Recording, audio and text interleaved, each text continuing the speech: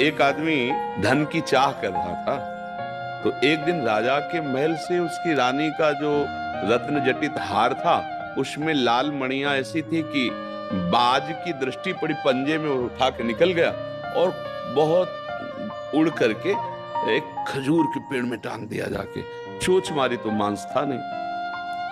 अब राजा की रानी ने याचना की कि वो हमारे सुख का हेतु था, तो राजा ने घोषणा करा दी, जो शाम तक उसे ढूंढ के ले आएगा उससे मैं उसकी मनचाही वस्तु प्रदान कर दूंगा। तो वो आदमी कोई कहीं ढूंढ रहा है, कहीं खोज रहा है, वो नदी के किनारे लग गया और एक जगह गया तो उसे वही हार दिखाई दिया जैसा बताया गया था।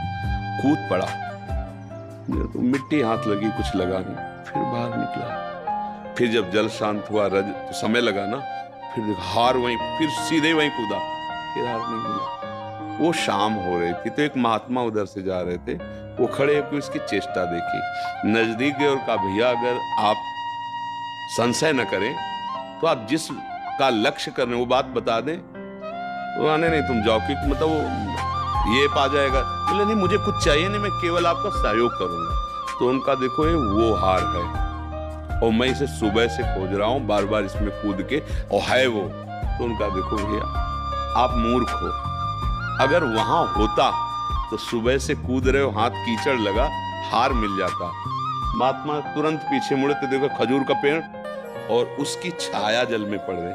बोले हार वो ऊंचाई पर टंगा हुआ है, उसकी छाया तुम जीवन भर कूदते रहो, वहां नहीं मिलेगा, हार वहां है। समझ गए?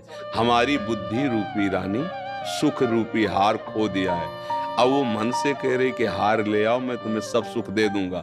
मन संसार भव नदी के किनारे आया, अब ये विविध भोगों में उसी को ढूंढ रहा, सुख को। अब कोई महात्मा मिले बताए, इधर नहीं, इधर से हटो और इधर मुंह करो, ऊर्ध्वमूल, इधर देखो ऊंचे की तरफ, ये उसकी छाया है।